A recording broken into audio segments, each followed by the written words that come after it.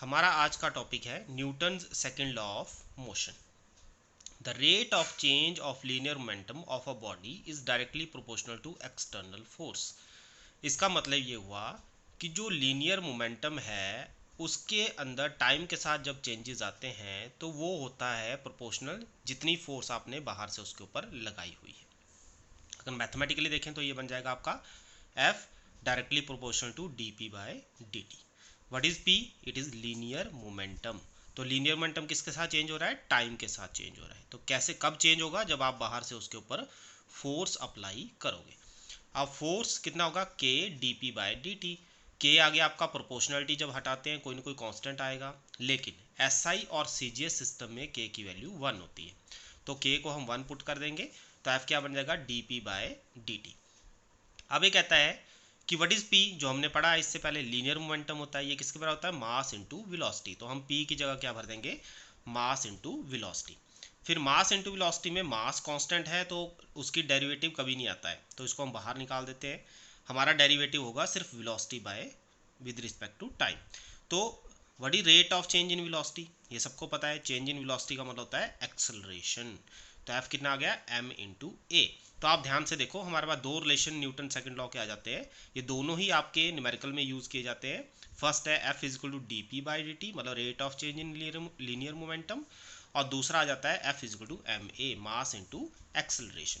और याद रखना, क्योंकि एक्सेलरेशन एक वेक्टर क्वांटिटी है तो आपका फोर्स भी क्या होगा? एक वेक्टर क्वांटिटी होगा। फिर हम इसको अगर लिखना चाहें इसकी फॉर्म में, कैसे लिखेंगे? Magnitude of force can be calculated by multiplying mass of the body and acceleration produced in it. तो इस तरह से आप क्या निकाल सकते हो? फोर्स निकाल सकते हो। फिर हमारे पास इसकी कुछ डायमेंशंस आती हैं। डायमेंशन आपने देखी हुई है, बड़ी डायमेंशन। डायमेंशन में आपको पहले रिलेशन पता होना चाहिए। हमारे पास है रिलेशन मास इनटू एक्सेलरेशन। मास का डायमेंशन होता है m और एक्सेलरेशन का होता है lt माइनस 2। तो पूरा डायमेंशन क्या बन जाएगा? mlt-2। तो ये होती है फोर्स की डायमेंशन, जो आपको पहले मैंने करवाई है। ऐसा यूनिट देखें तो फोर्स की ऐसा यूनिट होती है न्यूटन, और मास की होती है किलोग्राम, और आपकी एक्सेलरेशन की क्या होती है? मीटर पर सेकंड स्क्वायर। तो 1 न्यूटन किसके बराबर हो गया? 1 किलोग्राम मीटर पर सेकंड स्क्वायर। तो फोर्स को आप 1 किलोग्राम मीटर पर सेकंड स्क्वायर भी कह सकते हो। अदरवाइज हम SI में क्या कहते हैं उसको? 1 न्यूटन। CGS में फोर्स को क्या कहते हैं? डाइन। ठीक है। और डाइन को अगर हमने दूसरी फॉर्म में लिखना है तो मास किस में होता है? ग्राम में। और एक्सेलरेशन किस में होती है? CGS में सेंटीमीटर पर सेकंड स्क्वायर में। तो आपका जो 1 डाइन है वो, उसको आप और क्या लिख सकते हो? 1 ग्राम सेंटीमीटर पर सेकंड स्क्वायर। इसके बाद एक और इसी अगर आप मान लो ग्रेविटी के विद रिस्पेक्ट आप फोर्स निकालना चाहते हो, तो ग्रेविटी के विद रिस्पेक्ट हम लिखते हैं SI में 1 किलोग्राम वेट या 1 किलोग्राम फोर्स। तो मास क्या होता है? 1 किलोग्राम। मास तो 1 किलोग्राम ही रहता है SI में। जो एक्सेलरेशन है वो कौन देता है ग्रेविटी के केस में? वो होती है एक्सेलरेशन ड्यू टू ग्रेविटी, जो कितनी होती है? 9.8 मीटर पर सेकंड स्क्वायर। तो इसको हम 9.8 न्यूटन कह देते हैं। ये आपका वेट भी होता है, जनरली हम वेट भी हम इसको कह देते हैं। वेट तो ले सकते हो, वेट अगर आपने कैलकुलेट करना है तो इस तरह से आप इसको कैलकुलेट भी कर सकते हो। ये एक फोर्स है जिसको बोलते हैं 1 किलोग्राम वेट।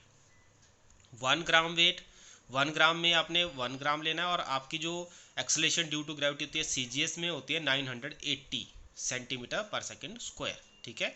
तो इसको आप लिख सकते हो सेंटीमीटर पर सेकंड स्क्वायर। तो ये आपका क्या बन जाएगा? 980 डाइन। ठीक है। ये ऊपर वाली SI न्यूटन में है और CGS वाली कैसे आएगी? डाइन में। तो 1 ग्राम फोर्स को हम लिख सकते हैं 980 डाइन के बराबर। तो ये कुछ एक इसकी यूनिट्स हैं फोर्स की। इसके बाद हम एक न्यूमेरिकल इसके ऊपर करेंगे। A constant force acting on a body of mass 3 kilogram changes its speed from 2 metre per second to 3 metre per second in 25 seconds. मतलब क्या हुआ इसका? इसका मतलब ये हुआ कि आपकी स्पीड चेंज हो रही है। शुरू में कितनी थी? 2 मीटर पर सेकेंड, और बाद में कितनी होगी? 3 मीटर पर सेकेंड। कितने सेकेंड में? 25 सेकेंड में। ठीक है। तो आपसे पूछा गया है कि मैग्नीट्यूड और डायरेक्शन ऑफ फोर्स निकालना है आपने। ठीक है। तो सबसे पहला काम होता है बेटा, आप सबसे पहले वैल्यूज जो दी है उनको निकालो। m कितना दिया गया है? 3 kg। u कितना दिया गया है? 2 मीटर। u मतलब शुरू की वेलोसिटी, और v मतलब बाद में कितनी होगी? 3.5 मीटर पर सेकंड। टाइम कितना होता है? 25 सेकंड्स दिया हुआ है। अब मेरे पास जो रिलेशन है फोर्स का वो है मास इनटू एक्सेलरेशन, लेकिन एक्सेलरेशन तो आपको दी नहीं है। तो आपने v is equal to u plus a t, अगर आपको रिलेशन याद है वहां से आप क्या करोगे, a इज इक्वल टू क्या आ जाएगा, v minus u by t. उस रिलेशन को कैलकुलेट करना, वहां से आप ये रिलेशन निकाल सकते हो। तो v minus you upon T, यहाँ से आप एक्सेलरेशन निकाल सकते हो। तो मैंने एक्सेलरेशन की जगह सीधा यही फॉर्मूला भर दिया, ठीक है, v minus you upon T. तो v की वैल्यू कितनी है, ऊपर से देखेंगे 3.5, u की वैल्यू कितनी है -2, और टाइम कितना दिया गया है 25, ठीक है। तो इससे आप जब मल्टीप्लाई करोगे, कैलकुलेशन करोगे, तो f आपका आ जाएगा 0.18 न्यूटन, ठीक है। तो इस तरह से आप न्यूटन सेकंड लॉ के ऊपर क्वेश्चन कर सकते हो, न्यूमेरिकल कर सकते हो और भी, ठीक है। इसके बाद एक बड़ा इंपॉर्टेंट टॉपिक आता है इम्पल्स। इम्पल्स होता है जब आप किसी चीज़ को हिट करते हो, ठीक है, तो आपका जो फोर्स है जब आपने उसको हिट किया, मतलब उसको टच किया हिट करने के टाइम पे, पीछे से नहीं आपने कैलकुलेट करना है कि कितनी फोर्स से आप ला रहे हो, ठीक है, ऑब्जेक्ट को। फोर्स वो वाली कंसीडर करनी है जो उसको टच करने के टाइम पे उस पर लगी, ठीक है। इसको बोलते हैं force into time of impact. Time of impact मतलब कितनी देर के लिए आपने उस ऑब्जेक्ट को टच किया और कितनी फोर्स से उसको टच किया, ठीक है। तो इसको बोलते हैं इम्पल्स। इम्पल्स में हमारे पास अगर न्यूटन सेकंड लॉ को हम फॉलो करते हैं तो एफ आ जाता है D P by D T. यहाँ से आप एफ निकाल लो, मतलब एफ इंटू डी टी कर दो इसको, और ये रह जाएगा डी पी, ठीक है।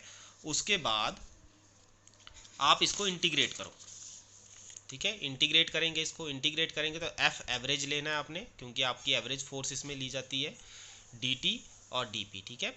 और P1 क्या है आपका, लीनियर मोमेंटम है जब टाइम था 0, और P2 है after time T. After time T उसका लीनियर मोमेंटम मतलब इम्पैक्ट के बाद कितना हो गया, ठीक है। जब आपने किसी चीज़ को हिट किया, तो जैसे फुटबॉल को हिट किया, शुरू में कितना है 0, लेकिन जब हिट करोगे तो क्या होगा, वो किसी स्पीड से जाएगा, उसके अंदर कोई मोमेंटम क्रिएट हो जाएगा, ठीक है। लीनियर मतलब एक स्ट्रेट लाइन में।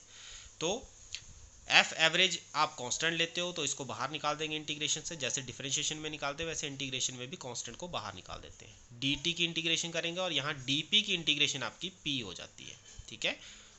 इसकी इंटीग्रेशन p होगी, p1 से p2 आप लिमिट लेंगे, एफ एवरेज इंटू टाइम, ठीक है। इसकी आगे dt, जैसे dp की p होती है वैसे dt की t हो जाएगी, ठीक है।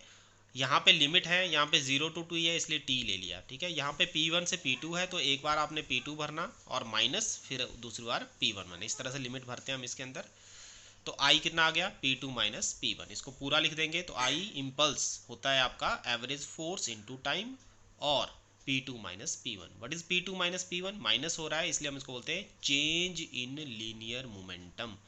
तो हम लिख सकते हैं कि इम्पल्स क्या होती है, impulse of a force is equal to change in linear momentum produced during the impact. जब आपने किसी चीज़ को हिट किया तो उसके मोमेंटम में कितना चेंज आया, उसको हम क्या कह सकते हैं, लीनियर मोमेंटम।